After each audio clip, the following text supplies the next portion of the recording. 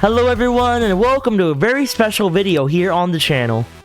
Today I'm going to be ranking all 50 games that were included in Roblox Games Event.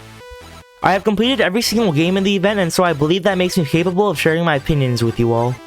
Before we get started, I want to let you all know that these rankings will consist of my personal opinions, and if you disagree, please comment down below your thoughts. Without further ado, please enjoy. It's only fitting that we start off with the Games Event Hub. I really liked everything about the hub. From the quests to the prizes to the design, everything looks spectacular. And we can't forget the amazing boss fight towards the end of the event. I can't put this game anywhere other than the amazing category. Here we have our first game on our list, Roblox Adopt Me. I really liked their event. Adopt Me had set up 3 different minigames, the rock throw, the octo tennis, and the trampoline tricks minigame. Each minigame rewarded a max of 100 points for a total of 300 points in each round. You had to complete 3 different quests, earn 300 total points, reach 225 points in one round, and reach a score of 260 points in one round. I found these minigames to be very fun, and I don't think these quests were very challenging. The shrines were hidden throughout the Adopt Me map, and most of them were inside buildings and not too difficult to find. For these reasons, I'm putting this game in the amazing category. I did not expect Arm Wrestle Simulator's event to be as good as it was.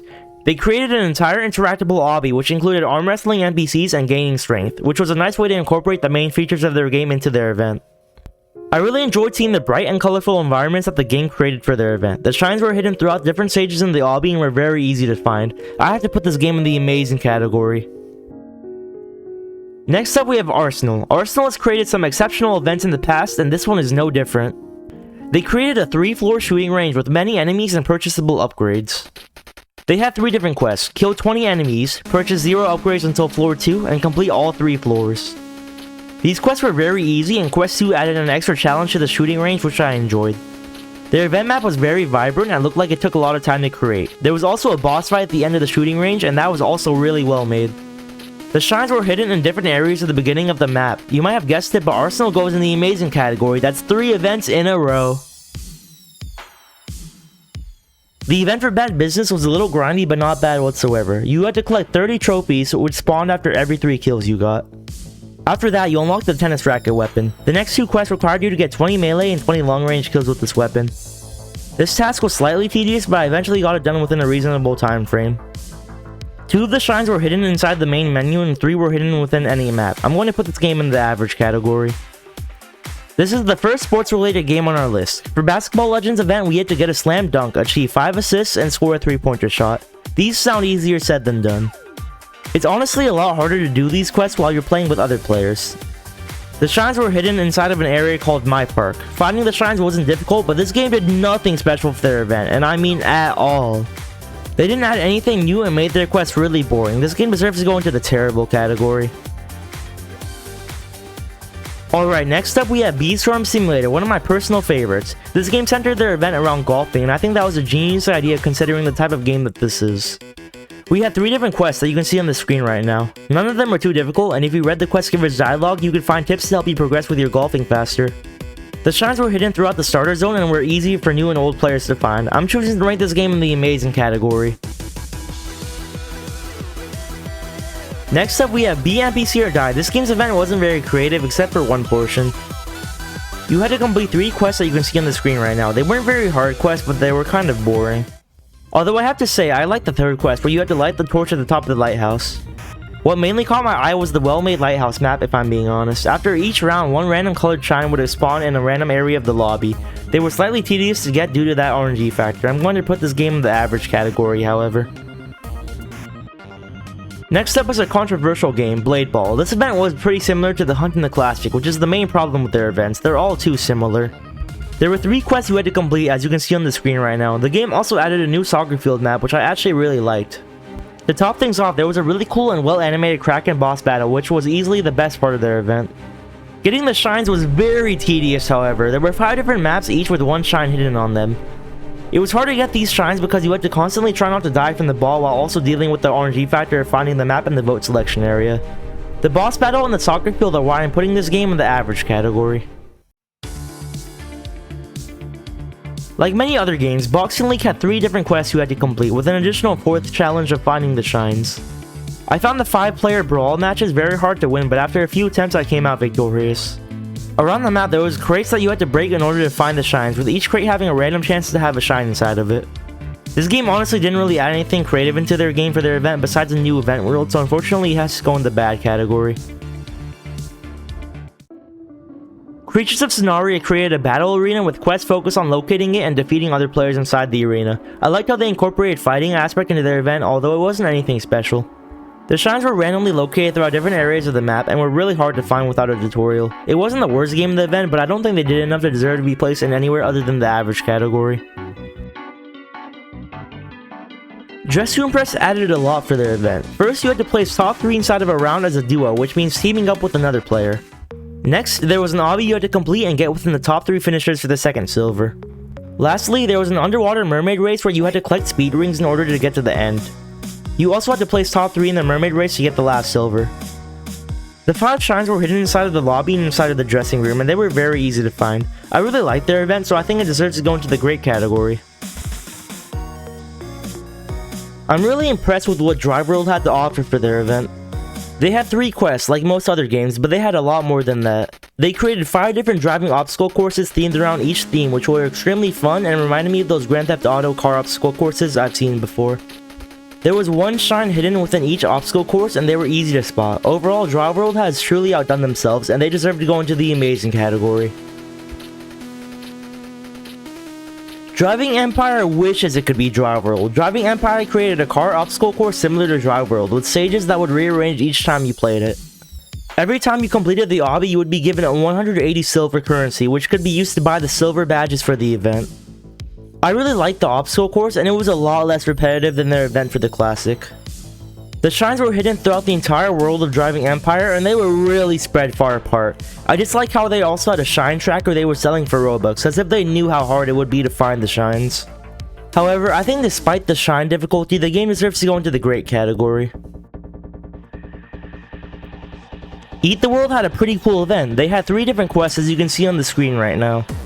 They created a specific island theme map for the event, and it was a fun environment. There was an obstacle course race that we had to complete, and it honestly provided a good time.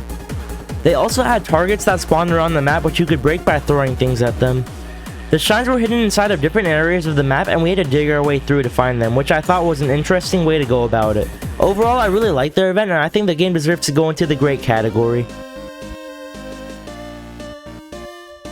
Epic Minigames had a very interactable set of challenges, and I'm here for it. You had to unlock a hidden arcade and play 3 minigames inside: a basketball minigame, a soccer minigame, and a punching bag minigame.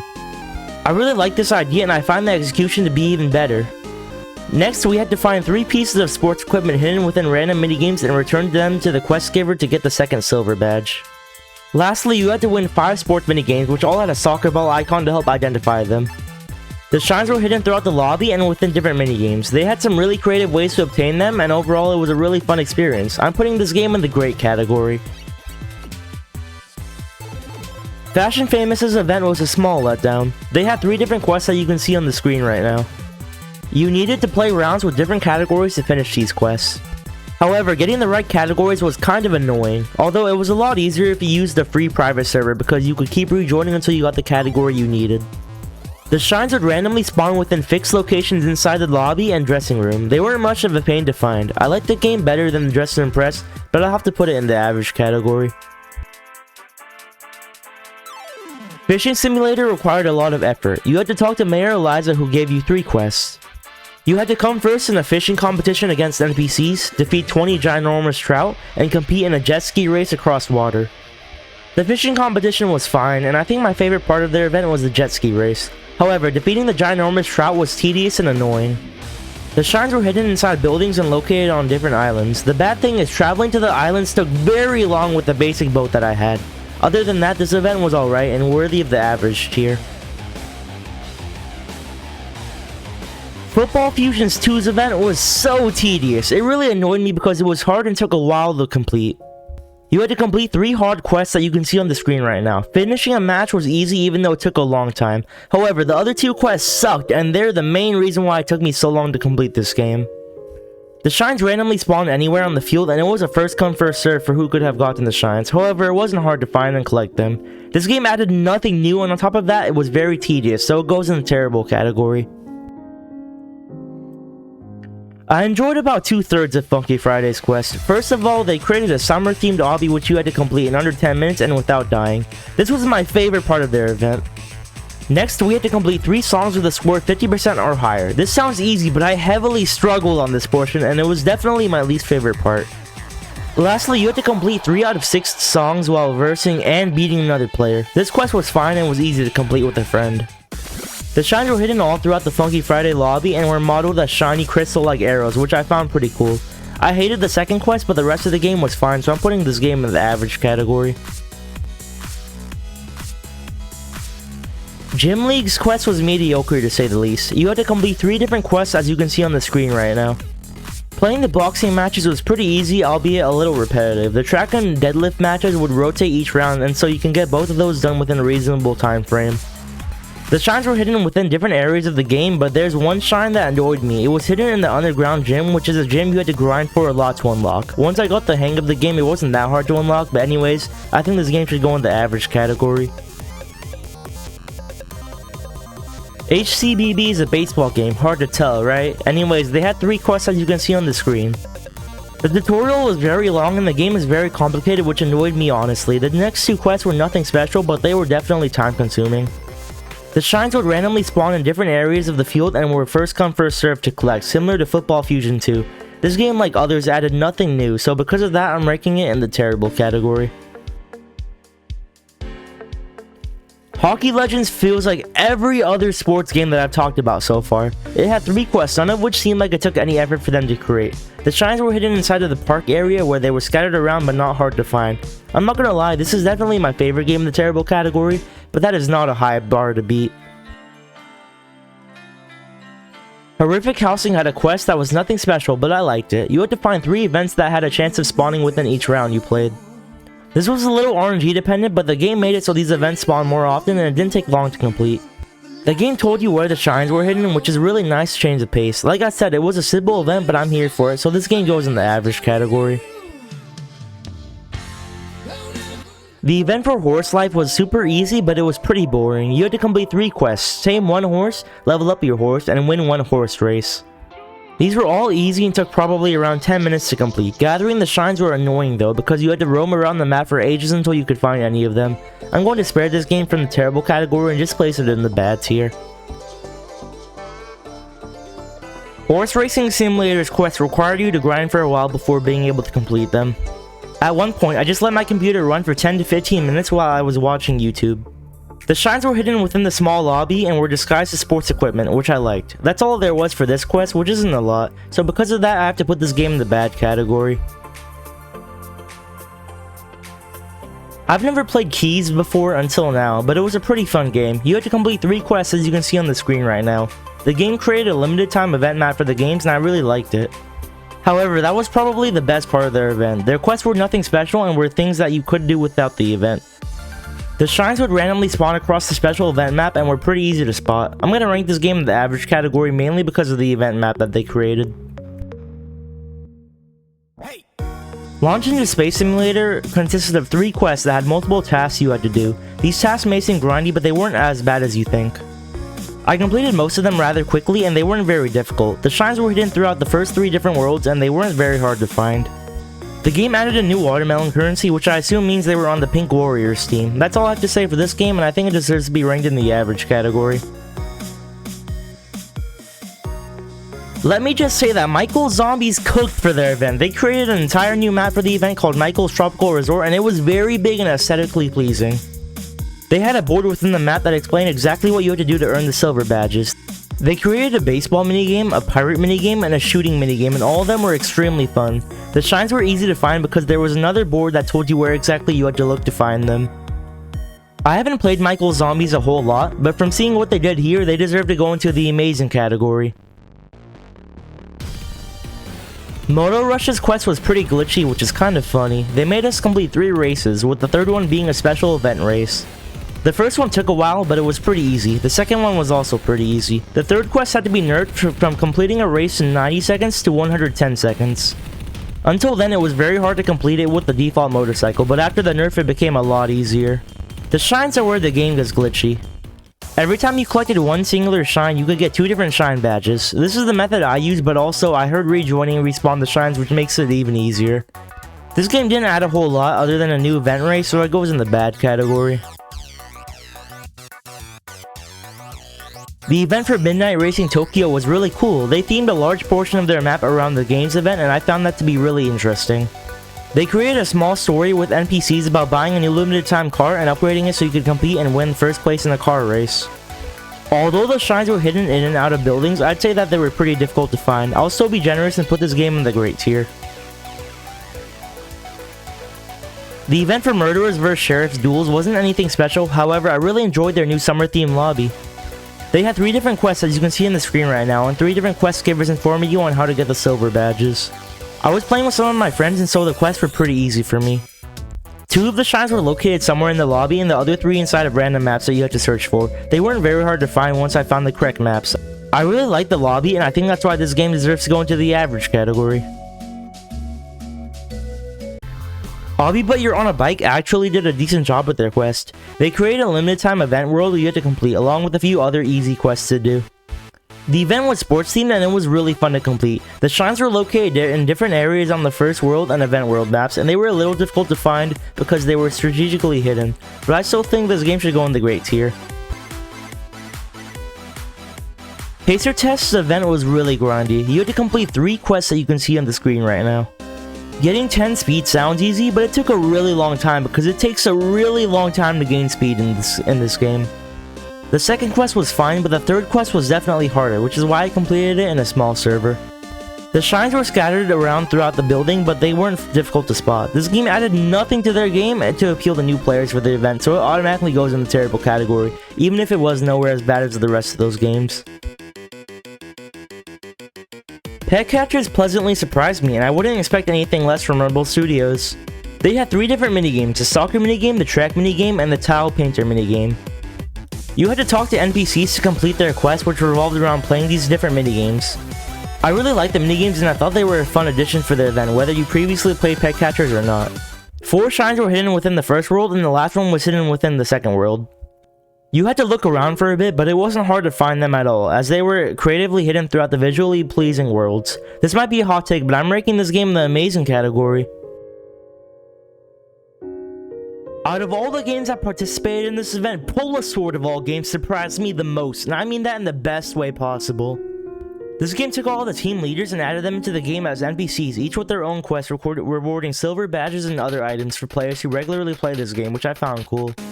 One silver badge needed you to complete a speedrun 4-style obby, another one required you to pull 10 different types of swords, and the last one required you to defeat a funny looking David Bazooka NPC in 4 different sword fights, each scaling in difficulty. Defeating David 4 times was very tough because you had to grind a lot to reach his level and even attempt to beat him. However, this game makes it easy to progress fast, and so it wasn't that hardest task in the world. I forgot to mention, they created a new event world, which is where all these things were located. 1 shine was hidden in the obby, 3 in the event world, and 1 in the secret area within the volcano world, which would be easy to get while grinding stats for the David boss fight. This game was genuinely really fun to play, and the developers definitely put a lot of thought into their event. I can't believe I'm saying this, but I'm ranking this game in the amazing category. Race Clicker had an alright quest, that's all I can say about it. They created a limited time event world and an event egg to go along with it. You had to earn 1.25k wins in the event world, hatch 5 event eggs, and complete 5 races in the event world. None of these quests were very difficult, but I had to keep grinding wins until I got a pet which boosted my productivity levels. The 5 shines were hidden throughout the small event world and were a little hard to see because they were very small. This game added some cool stuff for their events, but I'm going to rank it in the average category. Next up we have Real Football 24, which if you can't tell is a soccer game. As usual, this game had 3 quests. You had to play 1 match, win 1 match, and score 1 goal. These quests weren't very hard, but playing the matches took a while. The shines were hidden in an underground sports building and outside on the sides of the field. You guys might know where I'm ranking this, but it's another game that hasn't had any innovation for their event. That means I'm ranking this game in the terrible category.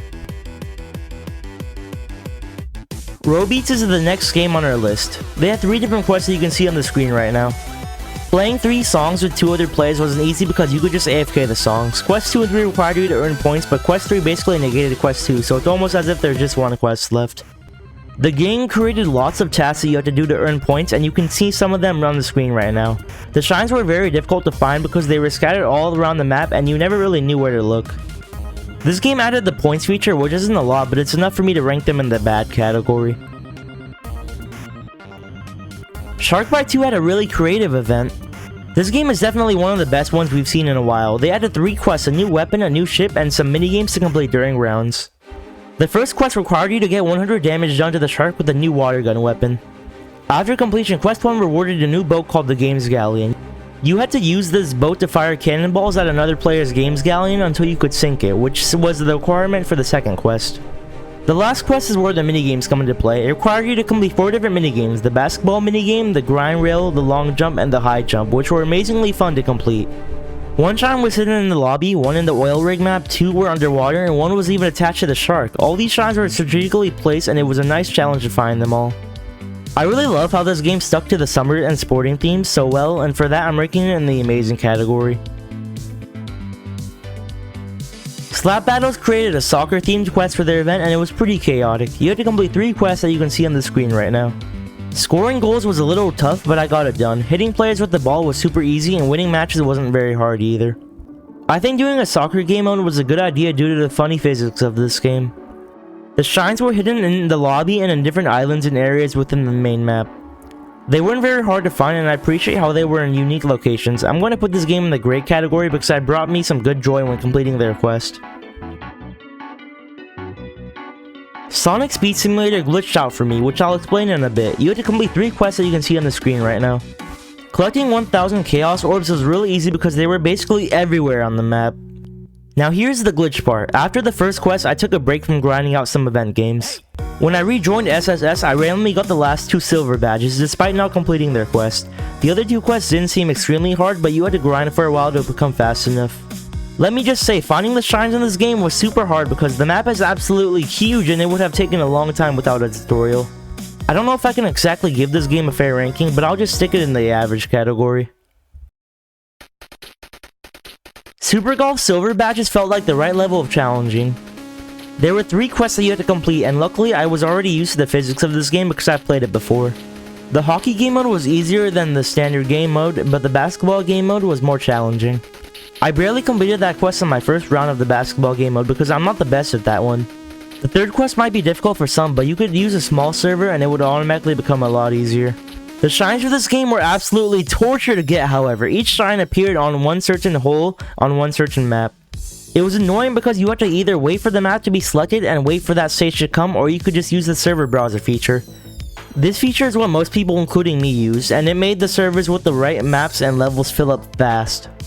And the shrines were hidden on the outside of the golf course, and you often had to launch yourself to get them, which was very hard because you needed a very specific accuracy to catch them. Super Golf is a great game, but the shrines drag it down a lot. I'm ranking this game in the average category. Super League Soccer feels like every other sports game on the list. They had 3 quests that you can see on the screen right now. They weren't very hard to complete, but scoring 3 goals took me some time to accomplish. 2 of the shrines were found in the lobby and 3 would randomly spawn on the field. I'm getting straight to the point and throwing this game in the terrible category because like all the other sports games, they added nothing. Do you guys see a pattern here? Survive the Killer was actually the last game I completed. It had 3 different quests that you had to complete.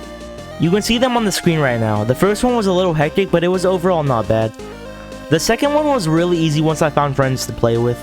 The last quest was a special quest that involved escaping the subway map with the train by finding fuses and activating switches to start the train. I liked the third quest the most. The shrines were disguised as different colored gems you had to find around the game. 1 was in the lobby, 2 were in the neighborhood map, and 2 in the subway map. They weren't very difficult to find. I'm going to rank Survive the Killer in the average category. The event for tongue battles felt a lot like slap battles. They had 3 quests that you can see on the screen right now. Unlocking 3 tongues was easy. They also created a soccer minigame mode, which is the same thing that slap battles did. Scoring 10 goals was pretty easy, I'd say. Dealing 800 damage in team mode was easy, but it took a short bit if you had to deal with the more experienced players. 2 shrines were hidden within the lobby and 3 were hidden inside the tongue battle arena. You had to search for a bit to find them, but it wasn't overly difficult. I'd like Slap Battle's event, and I like this one too. I'm ranking it in the great category.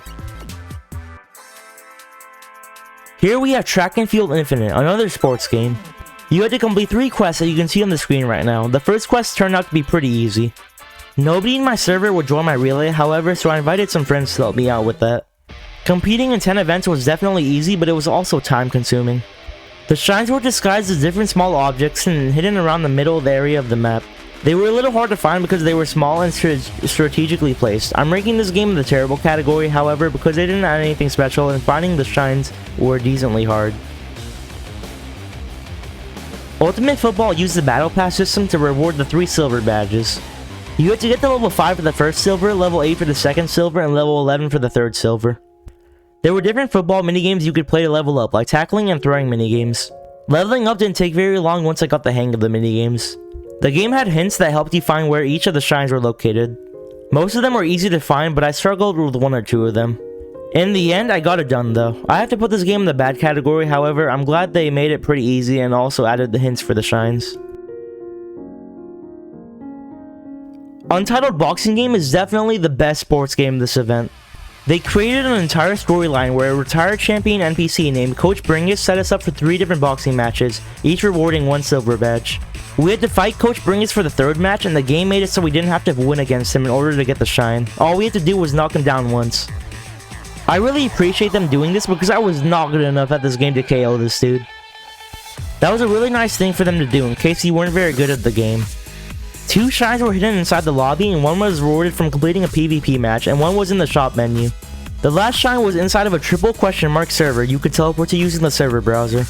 I didn't realize how to get the shop and server browser shrines until I watched the tutorial. The devs were trying to be sneaky, I see. I'm actually putting this game in the great category because they put some great effort into their game. Volleyball 4.2 kind of sucked. They had 3 quests you had to complete, and 1 of them was really pissing me off. The high score and picking it up quests were easy enough, but the legend quest is what annoyed me. It was very hard to do this quest because it was hard to get used to the physics of this game, and trying to do this in the middle of the round was impossible. Luckily, a nice person helped me out with it, and they made it so much easier for me. 2 of the shrines were hidden on different maps you could change using the settings tab. 1 was obtained from a fishing minigame, 1 was obtained from an obby, and 1 was obtained by knocking the ball into a flying alien UFO and killing it before it would respawn with full health. Honestly, most of the shrines were pretty fun to get, which is pretty much the only positive for this game. The silver badges part of their event dragged this game down a lot, so I'm going to have to rank it in the bad category. Alright guys, here we have the last game on our list, Watermelon Go. This game is a game where you merge fruit to create bigger fruits to earn a higher score. For the event, they changed the fruit skins to look like sports balls, which was a really smart idea, honestly. You had to complete 3 quests, which as you can see are on the screen right now. That's the last time I'll be saying this. The first 2 quests weren't very hard, but the 3rd quest was more difficult. You had to beat a player in a 1v1 match without them leaving. This was very hard because I'm not the best at this game, and it was hard for me to find players who wouldn't leave at the end of the round, but who were also worse than me. I eventually got it done, and it wasn't that bad. All 5 shrines were hidden within the main menu and in different tabs. They were strategically hidden behind icons and text and such. I'm glad they made them easy to find though. I really like the retextured fruit being turned into sports balls, and overall it wasn't a bad game. I'm going to put this game in the average category. Well guys, this is the final tier list. I'm glad there were more games in the amazing category than the terrible category. Also, notice how there are a bunch of sports games in the terrible category? Yeah, that really disappoints me. They think just because they're sports games, they fit the theme of the games event and that they don't have to add anything extra to their game. That's not the case, and so that's my reasoning for why all those games reside there. Anyways guys, that's going to be it for this video, so if you enjoyed then leave a like down below, subscribe to my channel, and turn on the notification bell to never miss a video. Bye!